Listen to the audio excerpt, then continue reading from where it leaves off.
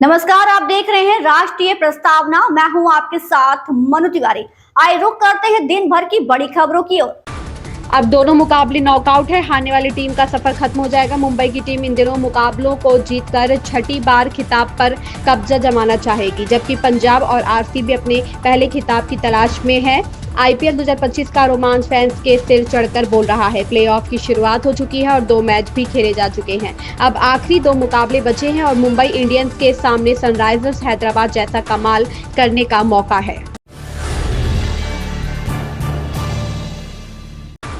राजधानी दिल्ली में भाजपा सरकार के 100 दिन पूरे हो गए हैं। इस मौके पर सीएम रेखा गुप्ता ने कहा कि दिल्ली की जनता का विश्वास ही उनकी सबसे बड़ी ताकत है। इन 100 दिनों में उन्होंने हर वादा जमीन पर उतारने की दिशा में प्रभावी काम किया। भाजपा के नेतृत्व वाली दिल्ली सरकार के 100 दिन पूरे होने पर 100 दिन सेवा के कार्यक्रम का आयोजन किया है। जवाहरलाल नेहरू स्टेडियम में आयोजित कार्यक्रम में दिल्ली की मुख्यमंत्री रेखा गुप्ता ने भाग लिया।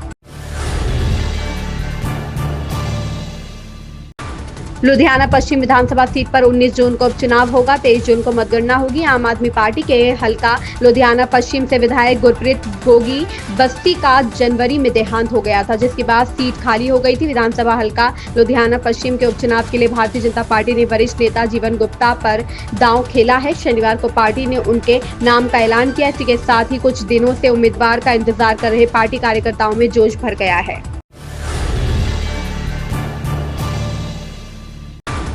वीडियो को टैग करते हुए जयराम रमेश ने लिखा कि 21 दिनों में 11वीं बार मोदी के अच्छे दोस्त ने दावा किया है कि उन्होंने संघर्ष विराम में अहम भूमिका निभाई। इस बारे में प्रधानमंत्री कब बोलेंगे? कांग्रेस ने शनिवार को एक बार फिर अमेरिकी राष्ट्रपति डोनाल्ड ट्रंप के दावे पर प्रधानमंत्री मोदी की चुप्पी पर सवाल उठाए। दरअसल डोनाल्ड ट्रंप ने एक बार फिर से ऐसे संकेत दिए हैं कि भारत और पाकिस्तान के बीच हुए संघर्ष विराम के लिए उन्होंने मध्यस्थता की है।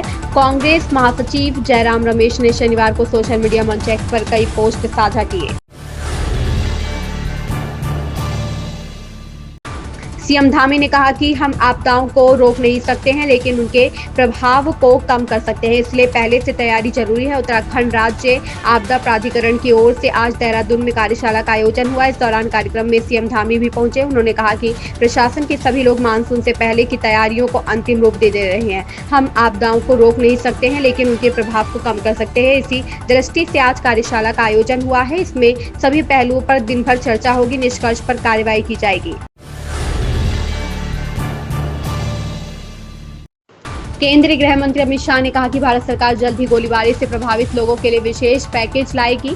जम्मू कश्मीर के 2 दिवसीय दौरे के दूसरे दिन शुक्रवार को केंद्रीय गृह मंत्री अमित शाह पूंछ पहुंचे। उन्होंने पाकिस्तानी गोलीबारी में अपनों को खोने वाले परिवारों से मुलाकात की और उन्हें नियुक्ति पत्र सौंपे। शाह ने कहा, भारत सरकार जल्द ही गोलीबारी से प्रभावित लोगों के लिए विशेष पैकेज लाएगी। सरकारी अस्पताल के डॉक्टरों के लिए डिप्टी सीएम और अस्पताल निदेशक के आदेश बेमानी साबित हो रहे हैं।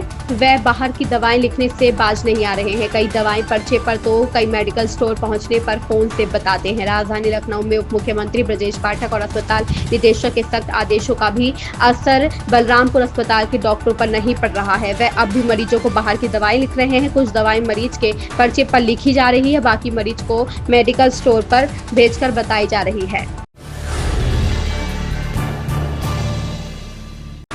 इस बार का miss world grand finale Bharat में हो रहा है। भारत की 6 महिलाएं ऐसी रही हैं जिन्होंने मिस वर्ल्ड का खिताब अपने नाम किया है। आइए इनके बारे में जानते हैं। साल 2025 का मिस वर्ल्ड का ग्रैंड फिनाले 31 मई को भारत के हैदराबाद में हो रहा है। भारत की तरफ से इस बार नंदिनी गुप्ता हिस्सा ले रही हैं। वह कई सुंदरियों को पछाड़ते हुए टॉप में अपनी जगह बनाने में कामयाब रही है। अब देखना होगा कि वह इस खिताब को अपने नाम कर पाती हैं या नहीं। ऐसे में जानते हैं कि भारत की किन महिलाओं ने मिस वर्ल्ड का खिताब अपने नाम किया है। राजेश कुमार सिंह का यह बयान ऐसे समय में आया है जब हाल ही में वायुसेना प्रमुख air chief marshal AP Singh ने CII बिजनेस समिट में रक्षा परियोजनाओं में देरी, अवास्तविक समय सीमा निर्धारण और व्यवस्थागत मुद्दों पर नाराजगी जताई थी। रक्षा सचिव राजेश कुमार सिंह ने बताया कि रक्षा मंत्रालय ने रक्षा खरीद की समय सीमा को काफी कम किया है, जिससे सैन्य उपकरणों की खरीद में अच्छा खासा समय बचेगा। रक्षा सचिव ने बताया कि रक्षा खरीद में व्यापक सुधार और रक्षा क्षेत्र में आत्मनिर्भर बनने के उद्देश्य से यह सुधार किए गए हैं। अमेरिका के राष्ट्रपति डोनाल्ड ट्रंप ने शुक्रवार को विदेशी स्टील पर टैरिफ को दोगुना करने का ऐलान कर दिया है। उन्होंने कहा कि इसका मकसद अमेरिकी स्टील इंडस्ट्री को बढ़ावा देना है। यह टैरिफ 4 जून से प्रभावी होगा। अमेरिका के राष्ट्रपति डोनाल्ड ट्रंप ने शुक्रवार को ऐलान किया कि वह इस्पात आयात पर लगने वाले शुल्क को दोगुना करके 50% करने जा रहे हैं। ट्रंप के इस फैसले के बाद दुनिया भर में स्टील की कीमतों पर असर देखने को मिल सकता है। ट्रंप ने कहा, हम स्टील पर टैरिफ को 25% से बढ़ाकर 50% करने जा रहे हैं। इन खबरों में बस इतना ही। बने रहिए हमारे साथ और देखते रहिए राष्ट्रीय प्रस्तावना।